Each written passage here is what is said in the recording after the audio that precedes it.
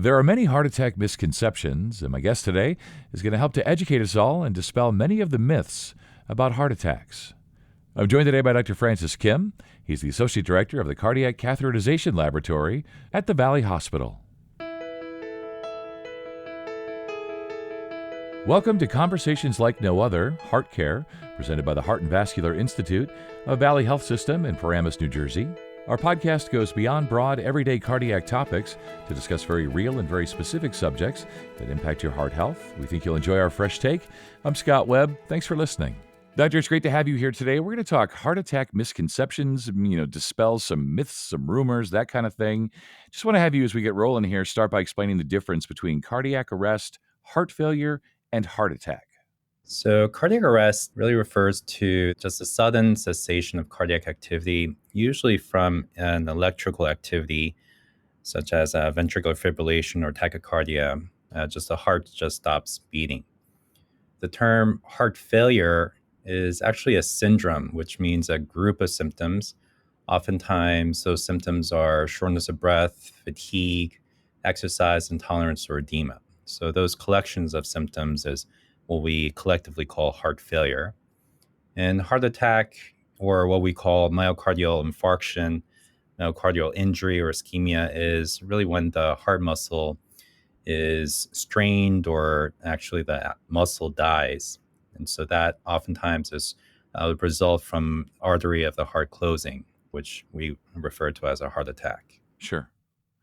Yeah, and I think for us lay people, doctor, we tend to use some of these things interchangeably, but that's why we have experts. It's great to have you here to kind of, set the record straight on some of this stuff. And I've always wondered, are heart attacks always linked to high cholesterol and poor diet?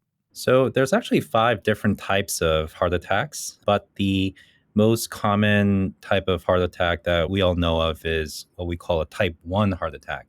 And that's a heart attack from when an artery does close. And within this type 1 heart attack, definitely high cholesterol, poor diet are significant risk factors that do lead to this type 1 heart attack. But these heart attacks are not always linked to high cholesterol and poor diet. Yeah, and as I mentioned, kind of teased as we got rolling here, we're going to sort of dispel some myths, if you will. So the first one I've got here for you is that a heart attack always feels like intense chest pain, but I'm guessing that symptoms can vary, right? Yeah, absolutely. And in 2021, the American Heart Association and the ACC, along with some other groups, actually came out with a very good consensus document about chest pain. And so one of their key points to take out of this document was that chest pain really means more than just pain in the chest. And so there are other symptoms that can present as what we call anginal equivalents. And that includes obviously chest pain, chest pressure, tightness, but it can also be referred or transferred to the shoulders, the arms, the neck, the back, the jaw. It can also present as shortness of breath and fatigue. So all these symptoms can present as anginal equivalents. But also the other important point is that the studies have shown, and just seeing different patients, that women and certain diabetic patients can have what we call non-typical or atypical symptoms, which certainly do not present as regular chest pain, but nausea or shortness of breath. So it's very important to be cognizant of these other symptoms. Yeah, I'm assuming the recommendation is any these types of things that you don't typically experience, maybe especially with exertion, but not exclusively with exertion. If anything seems wrong, seems off, listen to your bodies, right? Absolutely. Yeah. Got another myth for you that if we exercise and eat healthy, we're completely safe from a heart attack. Never going to happen. Is there such a thing as zero risk? Unfortunately, there's no such thing as zero risk, but you should absolutely do those things. You should absolutely exercise and eat healthy. But there are other attributable risks for having a heart attack. A study looking at this identified 9 attributable risks. These do include smoking, high cholesterol, hypertension, diabetes, abdominal obesity, other psychosocial factors, so even stress could do this, lack of consumption of fruits and vegetables, so that's where your poor diet comes in, regular or high alcohol consumption, and certainly lack of regular physical activity. So, certainly a lot more other factors that can contribute to your risk of having a first heart attack. But absolutely, you should exercise, eat healthy. But unfortunately, no such thing as zero risk. Right. Never a bad recommendation to exercise and eat healthy, but there could be other risks, and there's no such thing as zero risk, of course. And another myth for you, if we're having some symptoms, we should probably just wait and see if they improve, right? I'm guessing that's not the recommendation. No, absolutely not.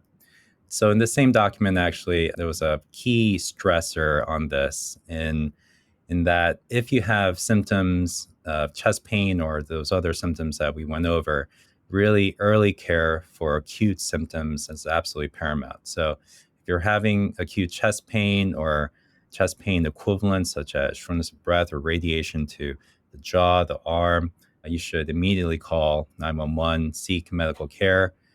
Although a lot of patients will not have a cardiac issue, it's so important to get this early. So, absolutely early care for acute symptoms. Yeah, I think they say in the business, doctor, that time is heart, Yep. time is brain. So when in doubt, even if it's not a heart attack, 911 is the best plan. Try not to drive yourself there, unless you happen to be right by the hospital, right? If you're at home, call 911. You have the EMS take you. I don't know if this is going to be maybe too old a reference for some folks, but I used to watch Sanford and Son when I was a kid. And Fred Sanford would always fake these heart attacks, and he would clutch his chest and he would say, I'm having the big one. Right. And I Mhm. think a lot of TV and movies, there's that classic sort of clutching of the chest and people collapsing. But does it always happen that way? Or are the movies and television shows just kind of exaggerating a little bit? Yeah, thankfully, all heart attacks do not happen that way, but certainly they do.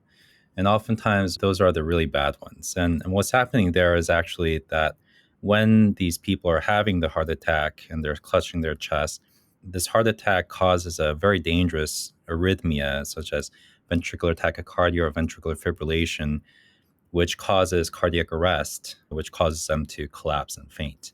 And these are the really bad heart attacks. And unfortunately, we do see those type of heart attacks. So they're not completely fiction, but thankfully, not all heart attacks happen that way. Yeah. And so there's a wide range of them. On the other end of the spectrum are people, calmly talking or even maybe even joking around with you while the EKG is clearly showing a heart attack. Yeah, I don't know that there's anything, doctor, again, just being a layperson, just being a person, I don't know that there's such thing as a good heart attack versus a really bad one. But I've heard stories of folks that have had heart attacks so minor, if you will, that they didn't even know that they had them and they were sort of told about them later by a provider. Is that a thing? Yeah, that is a thing. It's quite remarkable about how the heart can compensate for injury or these heart attacks. But Hmm. I've had cases where we study them with a cardiac catheterization and they all of a sudden have a 100% blockage, which happens sometime, but the patient is unable to say when or if they had any symptoms. So that Yeah. certainly is possible. Yeah, I've heard that story. Like a provider asking a patient, "When did you have your heart attack?" And the patient replies, "What heart attack?" Right? Right, right. Yeah. So another myth for you, once you've had a heart attack, you really can't live an active life anymore. You can't exercise, you can't play pickleball. Is that true? Yeah, thankfully, this is absolutely not true. Unfortunately, I have a lot of patients who are more fit than I am, and I have marathon runners who ran marathons before and then got back to running after their heart attacks. I have patients who run, 3 to 5 miles every day after their heart attacks, after full recovery, of course. But the key point that I would say to you is, and to everybody really is, the more active and the more fit you are before, God forbid, a heart attack, basically the easier chance you'll have to recover back to your old self. Sure. Yeah, right. If you're already in pretty good shape, then perhaps the heart attack, won't be as devastating and you'll still be able to live that active lifestyle. Just want to finish up today, and this is good stuff. I love when we do these podcasts where we dispel myths that we things that people think are true, but they're not, and the experts know, have all the answers.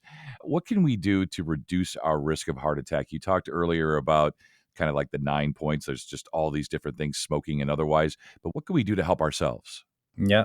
So it's essentially just the opposite of those nine risk factors. So absolutely be smoke free, do regular exercise. The guidelines And the recommendation is 150 minutes of moderate aerobic exercise or 75 minutes of high intensity exercise.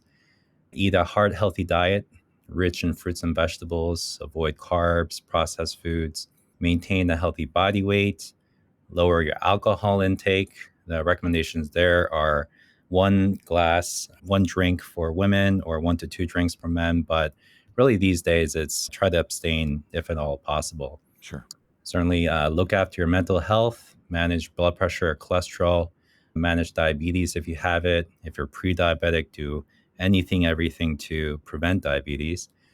And really specifically for people who are in the ages of 40 to 75, if they have any history of family members, first degree family members who have heart disease less than the age of 60, we have what we call a calcium score or a screening test that can further risk stratify these patients.